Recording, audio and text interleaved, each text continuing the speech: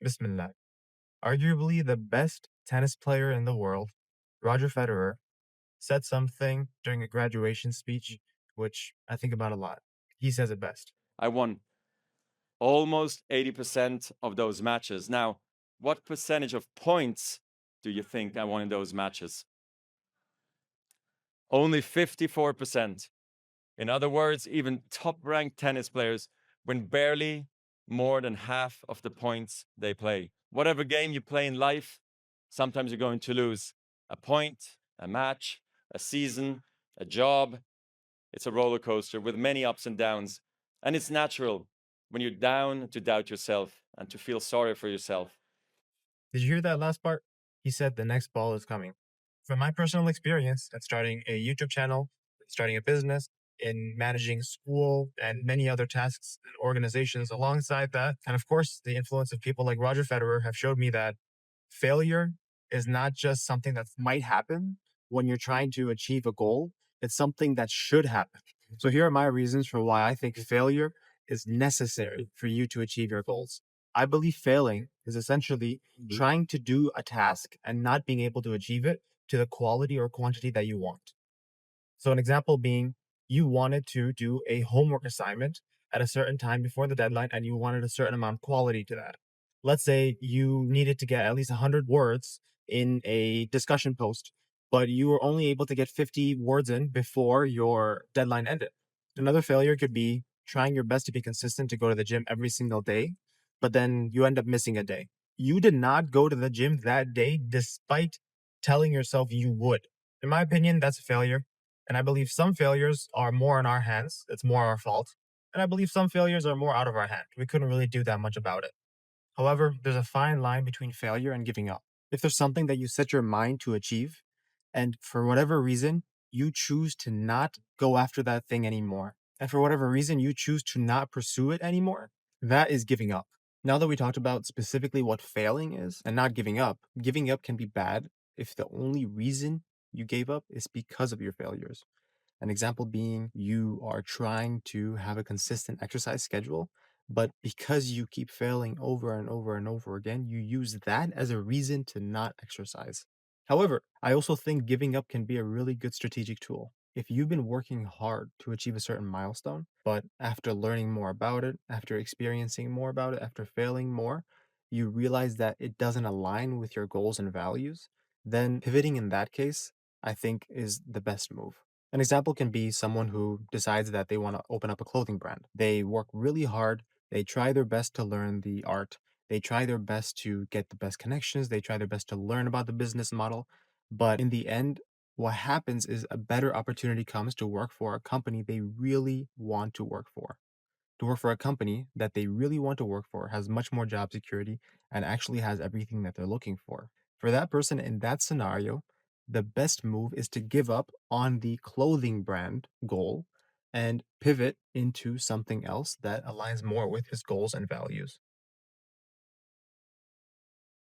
A mentor of mine, his name is Professor Mundo, he said something to me that really stuck with me. And in that project, I actually used a lot of money that ended up being wasted. I felt kind of bad about it. I didn't really know what to do about it because I felt bad that hundreds of dollars were being spent on this project, in which, in the end, it didn't actually go into the final prototype. I think he noticed this and he said something to me in my group. And he said, "You know, all that money that you spent on those first prototypes that didn't actually work at all?" He said, "Those were investments. That was money well spent because as a result of buying those parts and buying those things that ended up being quote unquote wasted, then you knew those things that you needed in the final prototype. You knew of those things that would actually be beneficial, and you then had a better and clearer path towards success." I think having a change of mindset regarding failure is extremely important. We should have a mindset that failures are a necessary investment for our success. Now, I will say this with a caveat, that being that our goal is to use our failures as paddles in our boat to push off of the water and into an area of success that we couldn't have gone without those failures. I want you to think about the exact thing that went wrong. And instead of focusing on that, I want you to think about what came of it. Now, I want you to take a moment and stop. pause the video and think about a moment in which something came of a failure. And you can pause the video now. I can give a personal example. I was driving in the city of Detroit. I was driving in the city of Detroit one time and I needed to park. So I parked around a spot in which there was no handicap sign and I thought it was good. Turns out a few feet ahead of me and a few feet behind me were blue handicap signs with arrows on them that pointed to the area in which I parked. Now, I made a mistake. I should not have parked there and I paid for it. However, I use this as an example nowadays when I speak to people about failures and some of the benefit that can come from it because I know I will never park in a handicap spot again because I know of that error rule that is a part of the handicap signs. Being completely honest though, if you ask me, yes, I would love if I wasn't slapped with a massive fine. I understand that I learned a lesson that I will never forget. I notice that oftentimes when it comes to failures and personal failures that we all have, a lot of the times the things that we gain are not tangible. It's something that not necessarily is money or something that we can feel or something that we get direct benefit from, but it's usually gaining experience, gaining knowledge, and learning. That is why you shouldn't try to fail. You should try instead to learn from your failures you've already done and know that you will fail again and you will fail again and again, multiple times, but that you can learn from it and take a lot of value from each failure. In other words, the next opportunity is usually right around the corner, if not coming straight at you. In life, none of us can ever know if today is going to be our last day, but we can be optimistic enough to say, today, sure, I failed but I can try again tomorrow. Not only that, I will use today's failure to make sure I'm successful tomorrow.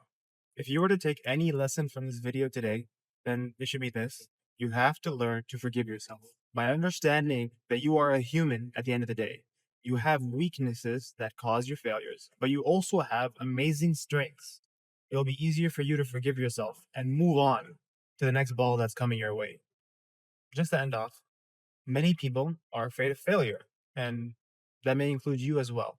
First, acknowledge that that's an understandable reaction because we don't want to lose out on our resources. We don't want to waste our time. We don't want to waste our money. We don't want all our efforts to go down the drain. It's a natural part of life. But the reality is, failure is here to stay.